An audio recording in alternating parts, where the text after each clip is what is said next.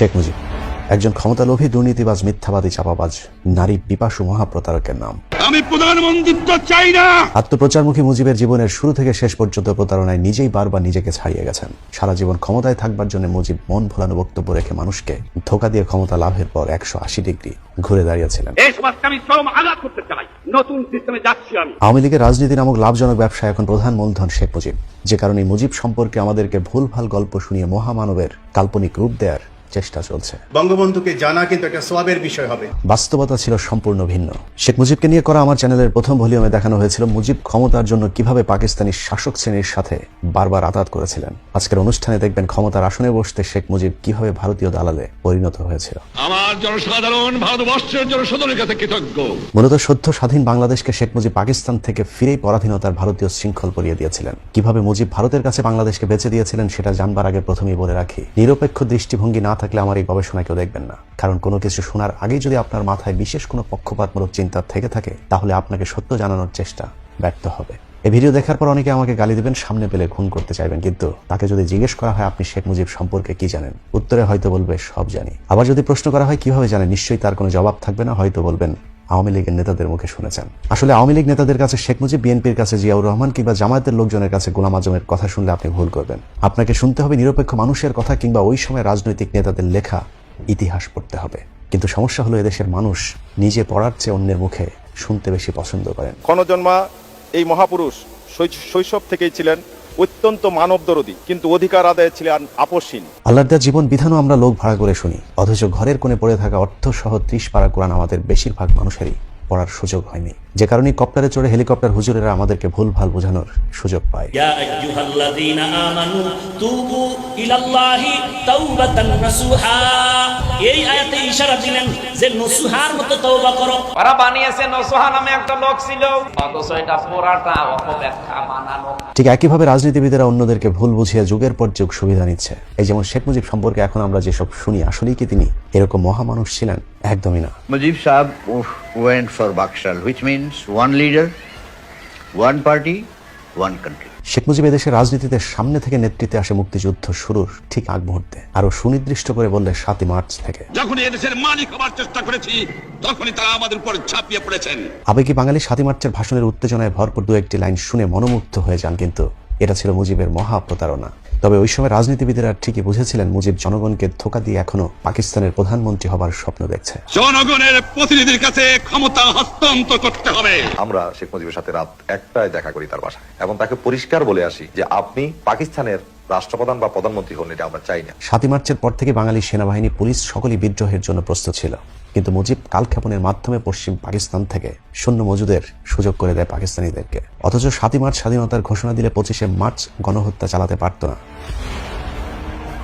শেখ মুজিবের 7ই মার্চের ভাষণের পর ওই সময়ের আওয়ামী লীগ নেতারাও যে ক্ষোভ জানিয়েছিলেন, সে কথাটি হাসিনা নিজেও এখন স্বীকার করেন। ভাষণে যাওয়ার আগে অনেকেই দিন রাত পরিশ্রম করেছেন, অনেক পয়েন্ট তৈরি করেছেন, অনেকে বলছে এইভাবে বলতে হবে, এই করতে হবে, এটা না বলে হতাশ হয়ে ফিরে যাবে, নানা ধরনের কথায় সমস্ত আমরা জর্জরিত ছিলাম। অথচ বর্তমান আওয়ামী লীগ 7ই মার্চে দেওয়া শেখ মুজিবের প্রতারণামূলক সেই বক্তব্য থেকে বড় একটি অংশ বাদ দিয়ে নিজেদের সুবিধাজনক অংশটুকে স্বাধীনতার ঘোষণা হিসেবে প্রচার করছে। কিন্তু 7ই মার্চের ভাষণে হুমকি ধমকি থাকলেও পুরোটা শুনলেই বোঝা যাবে শেখ মুজিব এই বক্তব্যে আর যাই হোক স্বাধীনতার ঘোষণা দেননি। 7ই মার্চ প্রথম কিন্তু পতাকাটা আমি শেখ মুজিবকে পল্টন ময়দানে দিয়েছিলাম। তিনি আমাকে বলেন দিস টু আর্লি। আমি বলেছিলাম যে এটা আর্লি নয়, this is the correct time. Sheikh মুজিবের 7ই মার্চের বক্তব্য থেকে অনেকটুকু অংশ বাদ দিয়ে দেওয়া হয়েছে। তার মাঝে একটি কথা হলো, শেখ মুজিব মিটিং সমাপ্তির ঘোষণা দেওয়ার আগে বলেছিলেন তিনি রক্ত দেওয়ার জন্য প্রস্তুত।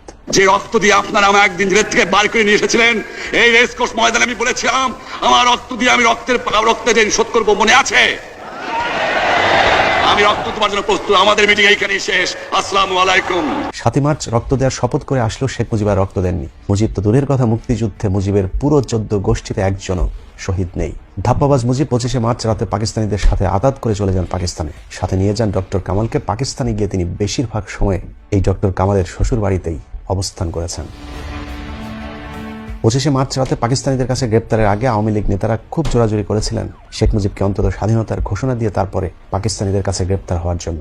কিন্তু শেখ মুজিব স্বাধীনতার ঘোষণা না দিয়ে তাজউদ্দিনকে বলেছিলেন বাড়িতে গিয়ে নাকে তেল দিয়ে ঘুমাও, 27 তারিখে হরতাল। যে তথ্যটি তাজউদ্দিন আহমেদের মেয়ে তার বইতে লিখেছেন। এভাবে দুই পাকিস্তানকে এক রাখার স্বপ্নদ্রষ্টা মুজিব মুক্তিযুদ্ধের পুরো 9 মাস কথিত জেল থেকে বেরিয়েই হয়ে যান পাকিস্তান বিরোধী জাতির পিতা। বঙ্গবন্ধু শেখ মুজিব। শ্রীমতী গান্ধী আমার জন্য দুনিয়ার এমন জায়গা নাই দেখাতে চেষ্টা করেন নাই আমাকে রক্ষা করার জন্য। আমি ব্যক্তিগতভাবে তার কাছে কৃতজ্ঞ। যখন যেমন তখন তেমন মুজিবের এই বক্তব্য শোনার পর কে বলবে মাত্র দুদিন আগেই শেখ মুজিব পাকিস্তানে দালালি করে এসেছে। शेख मुजीब ने कहा मुझे रेडियो पाकिस्तान ले चलो, मैं अभी बंगाल के लोगों से खिताब करूंगा और पाकिस्तान वैसे का वैसा कायम रहेगा। 14 ডিসেম্বর মুজিব ইয়াহিয়া সহ পাকিস্তানের রাজনৈতিক নেতাদের মাঝে গুরুত্বপূর্ণ একটি মিটিং হয়। সেখানে সবাইকে জানানো হয় জেনারেল ইয়াহিয়া আত্মসমর্পণের সিদ্ধান্ত নিয়েছেন। একথা শুনে শেখ মুজিব প্রচন্ড ক্ষেপে চেয়ার থেকে উঠে দাঁড়ান। মুজিব নিয়াজিকে বলেন, না, তোমাদের সিদ্ধান্তে পূর্ব পাকিস্তান আলাদা হতে পারে না।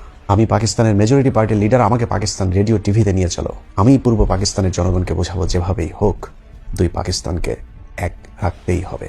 इस पाकिस्तान साल हो गए, इंडिया ने फतह कर ली, तो इधर जो पाकिस्तान में मैंने याया को उतार के तो मैंने खुद अपने मेहरबानी। शेख मुजीब एकदम जैसे ना उछल के खड़ा हो गया गुस्से में, how it is possible, you are user, I am majority leader, तुम कैसे बन सकते हो प्राइम मिनिस्टर, ये मेरा हक है। মুক্তিযুদ্ধের 9 মাস পাকিস্তানি সামরিক বাহিনী ও বিভিন্ন রাজনৈতিক নেতাদের সাথে মিটিংগুলোতে মুজিবকে জানানো হয়েছিল পূর্ব পাকিস্তানে তেমন কিছুই হচ্ছে না। আসলে সেটাই সত্যি ছিল। 1971 সালে এপ্রিলের পর থেকে অফিস আদালত, ঢাকা বিশ্ববিদ্যালয় সহ শিক্ষা প্রতিষ্ঠান স্বাভাবিক হয়ে যেতে থাকে। সবচেয়ে সাহসী ত্যাগী মুক্তিযুদ্ধ বিশ্বাস করতে পারতেন না মুক্তিযুদ্ধ করে বাংলাদেশ স্বাধীন করা সম্ভব। কিন্তু 3রা ডিসেম্বর ভারতীয় যৌথ বাহিনীর হামলার পর রাতারাতি পরিস্থিতি পাল্টে যায়। এছাড়া পশ্চিম পাকিস্তান থেকে পাঠানো অস্ত্রবাহী নতুন জাহাজ ভারত আটকে দিলে এবং আমেরিকার পাঠানো 7ম নৌবহর এসে না পৌঁছাতেই মাত্র 13 দিনের মাথায় আত্মসমর্পণ করতে বাধ্য হয় শক্তিশালী পাকিস্তানি বাহিনী। কিন্তু হঠাৎ করে পাকিস্তানি শীর্ষ সেনা অফিসারদের কাছে শোনার পর শেখ মুজিব বাংলাদেশের স্বাধীনতার কথা বিশ্বাস করতে পারছিলেন না। তবে পাকিস্তানিরা বুঝতে পেরেছিলেন ততক্ষণে অনেক দেরি হয়ে গিয়েছে, যে কারণে মুজিবকে পাকিস্তান রেডিও টিভিতে না পাঠিয়ে বাংলাদেশে পাঠানোর সিদ্ধান্ত নেওয়া হয়। কারণ তারা মনে করেছিলেন মুজিবকে দিয়ে আবারও দুই পাকিস্তানে এক করানো সম্ভব।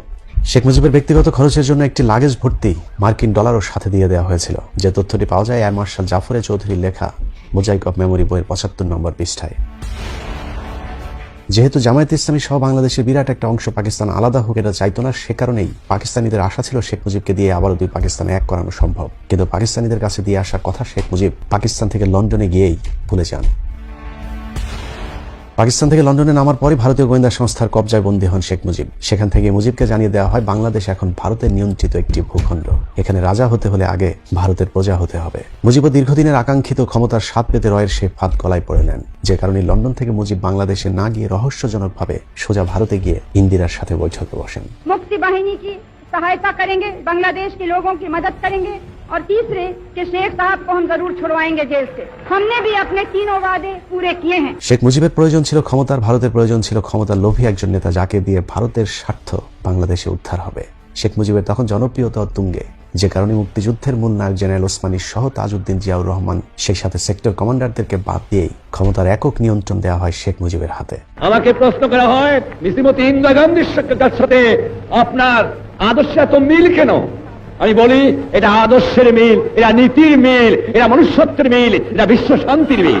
একজন মানুষ কতটা ক্ষমতার লোভী, ক্ষমতার জন্য কতটা রাতারাতি পরিবর্তন করতে পারে তার চরিত্র, সেটা শেখ মুজিবের 1972-এর 10 জানুয়ারি থেকে পরবর্তী কয়েক মাসের কার্যক্রম দেখলেই বোঝা যাবে। শেখ মুজিব যে শুধুই কৌশলের জন্য ভারতের সাথে হাত মিলিয়েছিলেন তা নয়, বরং পুরোদস্তুর একজন খাঁটি ভারতীয় দালালে পরিণত হয়েছিলেন। ভারতের পরিকল্পনা মুজিব প্রতিটি অক্ষরে অক্ষরে চাকরের মতো পালন করেছিলেন, যার প্রথম ধাপ শুরু হয় ভারতের লিখে দেয়া 1 পৃষ্ঠার কথিত একটি সংবিধানের মধ্য দিয়ে। মুজিব 1972 সালের 10 জানুয়ারি দেশের মাটিতে পা দিয়ে মুজিবনগর অস্থায়ী সরকারের সংবিধানটি বাতিল করে নতুন একটি আদেশ জারি করেন। প্রশ্ন হলো, শেখ মুজিব কি পাকিস্তানের জেলে বসেই এই সংবিধান লিখেছিলেন? আসলে 1 পৃষ্ঠার ওই সংবিধানটি শেখ মুজিবকে ভারত থেকে হাতে ধরিয়ে দেওয়া হয়েছিল। সেই সংবিধানটি যে শেখ মুজিবকে ভারত থেকেই দেওয়া হয়েছিল সেটি আজকের অনুষ্ঠানের অনুসন্ধানের মূল বিষয়। অনেকে মনে করতে পারেন মুজিবনগর সরকারের সাথে সংশ্লিষ্ট অন্য নেতাদের সাথে পরামর্শ করে হয়তো শেখ মুজিব নতুন এই সংবিধানটি রচনা করেছিলেন। কিন্তু বাস্তবতা হলো মুক্তিযুদ্ধের রণাঙ্গনে যারা যুদ্ধ পরিচালনা করেছিলেন সে তাজউদ্দিন আহমেদকে প্রধানমন্ত্রীর পদ থেকে এবং সৈয়দ নজরুল ইসলামকে রাষ্ট্রপতির পদ থেকে বহিষ্কার করে নতুন শাসনতান্ত্রিক আদেশ জারি করেন মুজিব। এর কারণ ভারত মুক্তিযুদ্ধে যারা নেতৃত্বে ছিলেন তাদের কাউকেই পছন্দ করতেন না, বরং ভারতের নিয়ন্ত্রণে থাকা মুজিব বাহিনীর প্রতি তাদের সর্বোচ্চ আস্থা এবং ভরসা ছিল। মুক্তিযুদ্ধে নেতৃত্ব দেওয়া মানুষগুলোকে সরকার থেকে সরানোর পর ভারত কিভাবে মুজিবের মাধ্যমে বাংলাদেশে মুক্তিযুদ্ধ বিরোধী পরিকল্পনা বাস্তবায়ন করেছিল, চলুন সেটাই দেখা যাক। বাংলাদেশ 4টে স্তম্ভের উপর চলবে: জাতীয়তাবাদ, সমাজতন্ত্র, গণতন্ত্র ধর্মনিরপেক্ষ রাষ্ট্র। আমরা সকলেই শুনে এসেছি মুক্তিযুদ্ধের 4টি মূল নীতি আদর্শ হলো গণতন্ত্র, সমাজতন্ত্র, ধর্মনিরপেক্ষতা এবং জাতীয়তাবাদ। কিন্তু আসলেই কি এই 4টি আদর্শের জন্য আমাদের মুক্তিযুদ্ধ হয়েছিল? মুক্তিযুদ্ধের আগে 11 দফা, 21 দফা, 6 দফা গণ অভ্যুত্থান, কোথাও কি এই 4টি আদর্শের কথা আমরা শুনেছি? আসলে এই 4টি আদর্শই ভারত থেকে আমদানি করা।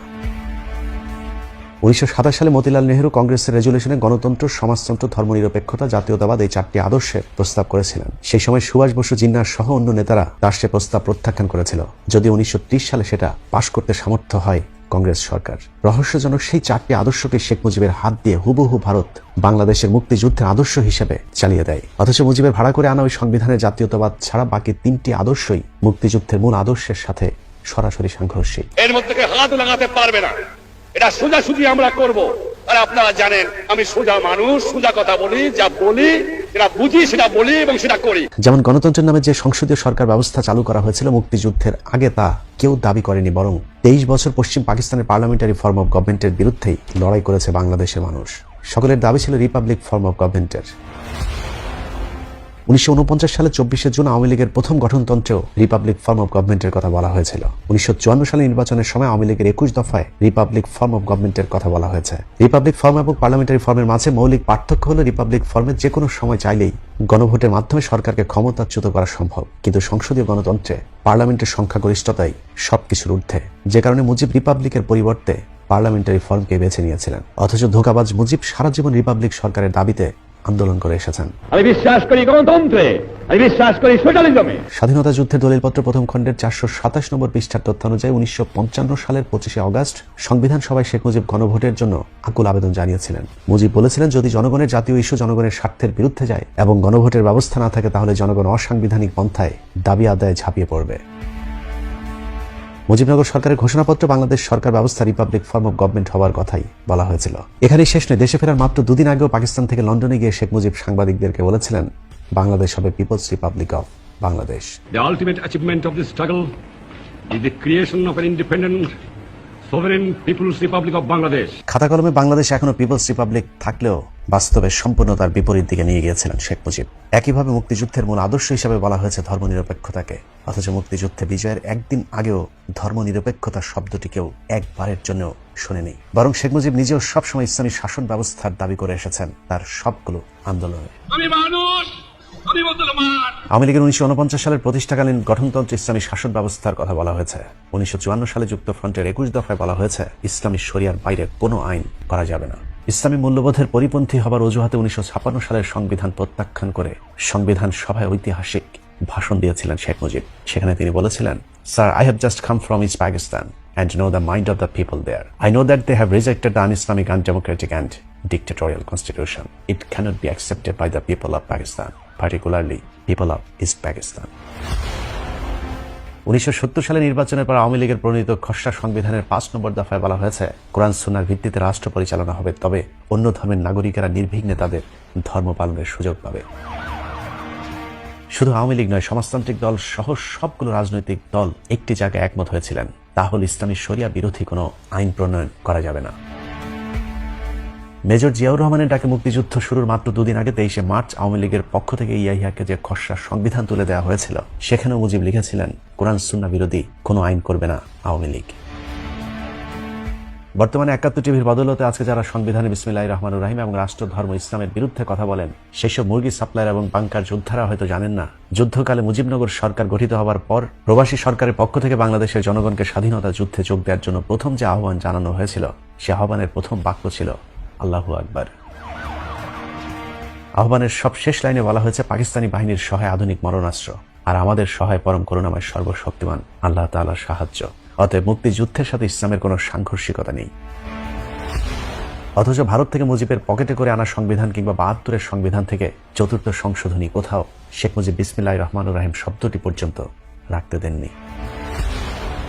আসলে সংবিধান থেকে ইসলাম কিংবা বিসমিল্লাহ উঠিয়ে দেওয়ার মূল উদ্দেশ্য ভারতকে খুশি করা। ধর্মনিরপেক্ষতার নামে ভারত এদেশে ইসলামকে ধ্বংস করে হিন্দুত্ববাদকে চাপিয়ে দেওয়ার লক্ষ্যে মুক্তিযুদ্ধের আদর্শের মাঝে ধর্মনিরপেক্ষতা ঢুকিয়ে দেওয়ার চেষ্টা করেছে।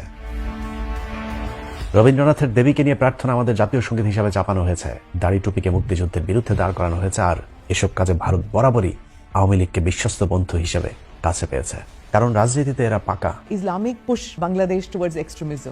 Bangladesh is a secular country. হাসিনার মতো মুজিবও সারা জীবন ইসলামের নামে রাজনীতি করে ভারতকে খুশি করার লক্ষ্যে নিজেকে শেষ পর্যন্ত সেকুলারিজমে বিশ্বাসী বলেও ঘোষণা করতে দ্বিধাবোধ করেননি। আমি বিশ্বাস করি সেকুলারিজমে। এছাড়া সমাজতন্ত্র আমাদের মুক্তিযুদ্ধের চেতনা বিরোধী। মুক্তিযুদ্ধ কেন্দ্রিক কোনো আন্দোলনই সমাজতন্ত্রের দাবি ছিল না, বরং গণতন্ত্র এবং সমাজতন্ত্র অনেকটাই বিপরীতমুখী পন্থা। এভাবেই শেখ মুজিব আমাদের সংবিধানের 12টা বাজিয়ে গেছেন। মুজিবের এ ধরনের দিগবাজি যেন কেউ বুঝতে না পারে, সেজন্যই পুরো সংবিধানের প্রতিটি পৃষ্ঠা বাংলায় অনুবাদ করা হলেও মুজিবের পকেটে করে আনা সংবিধানের পৃষ্ঠাটি আজও পর্যন্ত অনুবাদ করা হয়নি। স্বাধীন বাংলাদেশের প্রথম পূর্ণাঙ্গ সংবিধান বা 72-এর সংবিধানও শেখ মুজিবের উপর ভারতের প্রভাব সুস্পষ্ট। তখন থেকেই ভারত আমাদের ইসলামের উপর হাত দিয়েছিল। 1972 সালে 11 এপ্রিল গণপরিষদ সদস্য ডক্টর কাজী খাদেমুল ইসলাম সংসদে কোরআন পাঠ করে তারপরে সংবিধান প্রণয়নের কাজ শুরু করার অনুরোধ করলে শেখ মুজিব সেদিন কোরআন পাঠের অনুমতি দেননি। সেই সংবিধানটি যে ভারতের তৈরি করা তার সংবিধানের একটি অনুচ্ছেদ পড়লেই বোঝা যাবে। 72-এর সংবিধানের 145-এর ক অনুচ্ছেদে বলা হয়েছে, বিদেশের সহিত সব চুক্তি রাষ্ট্রপতির নিকট পেশ করা হইবে এবং তিনি সেটা সংসদে পেশ করিবেন, তবে শর্ত থাকে যে নিরাপত্তার স্বার্থে সংশ্লিষ্ট কোনো বন্ধু দেশের সাথে চুক্তি কেবলমাত্র সংসদের গোপন বৈঠকে পেশ করা হইবে। পৃথিবীর কোনো দেশের সংবিধানে বিদেশের সাথে চুক্তির ক্ষেত্রে কোনো গোপনীয়তার বিধান নেই, কিন্তু ভারতের সাথে নানা গোপন চুক্তি করতেই সংবিধানের এই অনুচ্ছেদটি যুক্ত করে দেয় ভারত। এখনো যার সুবিধা ভোগ করছে হিন্দুত্ববাদী রাষ্ট্রটি। শেখ হাসিনা কখন ভারতের সাথে কোন চুক্তি করছেন বাংলাদেশের মানুষের পক্ষে তা জানাও সম্ভব হচ্ছে না। স্বাধীনতার পরপর ভারতের দাদাগিরি আর লুটপাটে অতিষ্ঠ ছিল বাংলাদেশের মানুষ, যে কারণে চারিদিক থেকে ভারতের সমালোচনা হচ্ছিল। মানুষের সমালোচনা বন্ধ করতে শেখ মুজিব সংবিধানকে কাজে লাগিয়েছিলেন। সংবিধানের রক্ষা কবচ 39 অনুচ্ছেদের প্রথম দফায় বলা হয়েছে, চিন্তা ও বিবেকের স্বাধীনতা নিশ্চয়তা দেওয়া হইল। কিন্তু টাউট মুজিব দ্বিতীয় দফায় যুক্ত করেন, রাষ্ট্রের নিরাপত্তা বন্ধু রাষ্ট্রসমূহের সহিত বন্ধুত্বপূর্ণ সম্পর্কের ক্ষেত্রে বাক স্বাধীনতার শর্ত প্রযোজ্য। বাক স্বাধীনতার ক্ষেত্রে এ ধরনের শর্ত পৃথিবীর ইতিহাসে কোনো গণতান্ত্রিক দেশের সংবিধানে আজ পর্যন্ত যুক্ত করা হয়নি। যে কারণে শ্রী মানবেন্দ্র নারায়ণ লারমা সংসদের ভেতরে মুজিবের মুখের সামনে বলেছিলেন, বন্ধু রাষ্ট্রের দোহাই দিয়ে মুজিব যে সংবিধান রচনা করেছে সেই একই রকম সংবিধান আইয়ুব খানও করেছিল, তাহলে মুজিব আর আইয়ুবের মধ্যে পার্থক্য কোথায়? স্বাধীন বাংলাদেশের প্রথম সংবিধান যে ভারত থেকে আমদানি করা হয়েছিল তার উৎকৃষ্ট মন্তব্য করেছিলেন রাষ্ট্রবিজ্ঞানী রওনক জাহান, যিনি ঢাকা বিশ্ববিদ্যালয়ের পাশাপাশি কলম্বিয়া ও হার্ভার্ড বিশ্ববিদ্যালয়ের মতো প্রতিষ্ঠানে গবেষণায় যুক্ত ছিলেন। রওনক জাহান বলেছিলেন, the constitution of Bangladesh is an interesting document since it is an attempt two facilitate political development in Bangladesh according to Indian model. তিনি বাংলাদেশের সংবিধানকে কৌতূহলীপূর্ণ বা সন্দেহজনক নথি হিসাবে উল্লেখ করেছিলেন, কারণ এই সংবিধানে ভারতীয় মডেল হিন্দুত্ববাদকে চাপিয়ে দেওয়ার চেষ্টা করেছিল শেখ মুজিব। সংবিধানের খসড়া প্রস্তুতের পর 1972 সালে দৈনিক পূর্ব বাংলা পত্রিকার 17 অক্টোবরের খবরে ভিনদেশী সংবিধান শিরোনামে মাওলানা ভাসানীর একটি কলাম ছাপা হয়েছিল, যেখানে বলা হয় 23 বছর দুই পাকিস্তান মিলেও একটি সংবিধানের জন্য হাহাকার করে সেটা সম্পূর্ণ করতে পারেনি, অথচ সেই সংবিধান প্রস্তুত করতে সময় লেগেছে মাত্র 6 মাস। কে করলো এই সংবিধান? মুজিব আর কামাল? জনসাধারণের গণভোট হইল না, বুদ্ধিজীবীদের পরামর্শ লাগেনি, মুক্তিযোদ্ধাদের গা ঘেঁষতে দেওয়া হয়নি, 34 জন বাদে গণপরিষদ সদস্যদের মধ্যে কেউ জানে না, তাহলে এই সংবিধান কোত্থেকে নাজিল হলো তার শানে নজরুল 7 কোটি মানুষের জানার হক রহিয়াছে।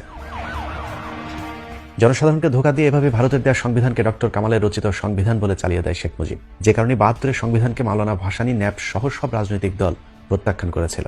ডক্টর আবুল ফজল হক তার বাংলাদেশের শাসন ব্যবস্থা রাজনীতি বইয়ের 134 নম্বর পৃষ্ঠায় মুজিবের সেই সংবিধান সম্পর্কে বিভিন্ন দলের একটি মন্তব্য তুলে ধরেছেন, যেখানে বাংলাদেশ কমিউনিস্ট পার্টির সংবিধানকে সংশোধনের অযোগ্য বলে ঘোষণাও তা প্রত্যাখ্যান করেন। তাদের মতে মুজিবের 72-এর সংবিধানের চেয়ে আইয়ুব খানের 62-এর সংবিধানে মানবাধিকারের নিশ্চয়তা অনেক বেশি পরিমাণে ছিল।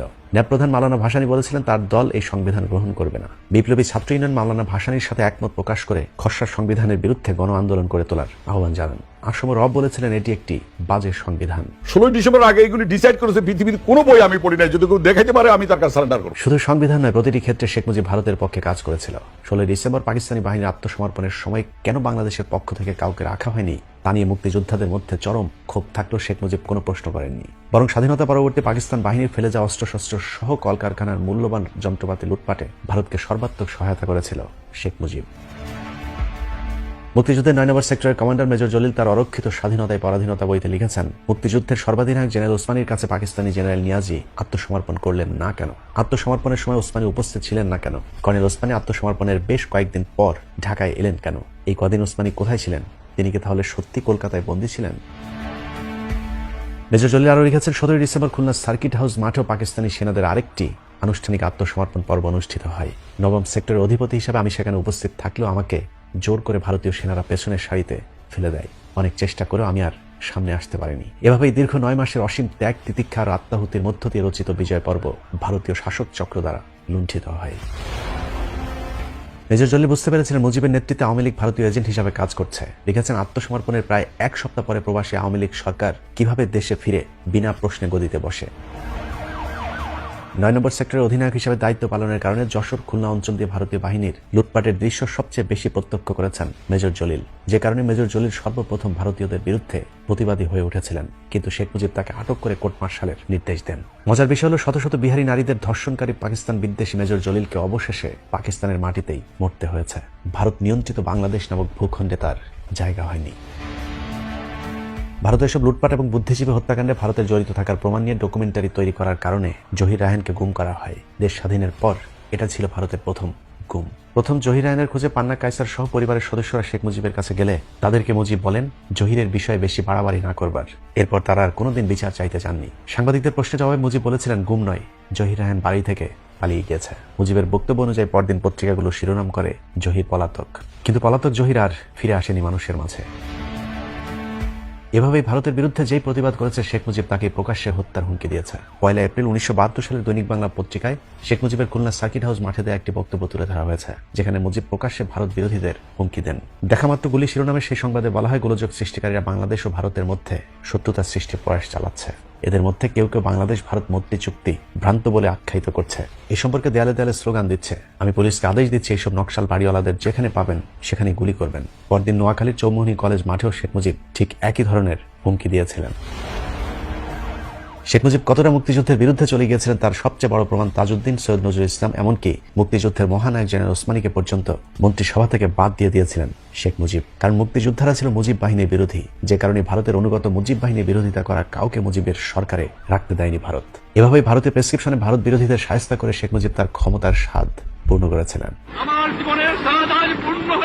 একইভাবে ভারতকে সবকিছু দিয়ে ধোঁকাবাজ মুজিবের কন্যাও ক্ষমতায় টিকে রয়েছে দীর্ঘদিন ধরে। আমরা ভারতকে যে দিয়েছি সেটা ভারত সারা জীবন মনে রাখবে। আসলে এদের কোনো দল বা আদর্শ নেই, মূলত শেখ পরিবারের রক্তই হচ্ছে দূষিত। যে কারণে বীর মুক্তিযোদ্ধা ডালিম বলেছিলেন, আমরা শেখ মুজিবের সাথে পুরো বংশ কেন নির্বংশ করতে চেয়েছিলাম সেটা বুঝবার জন্য হাসিনা এবং রেহানা 2 পিসকে রেখে গেলাম। বীর মুক্তিযোদ্ধা মেজর ডালিমের সেই ভবিষ্যৎবাণী আমরা এখন হারে হারে টের পাচ্ছি। 2 পিসেই যদি এই অবস্থা হয়, তাহলে আরো কয়েক পিস যদি থাকতো তাহলে কি হতো সেটা একটু চিন্তা করে দেখুন। আল্লাহ হাফেজ।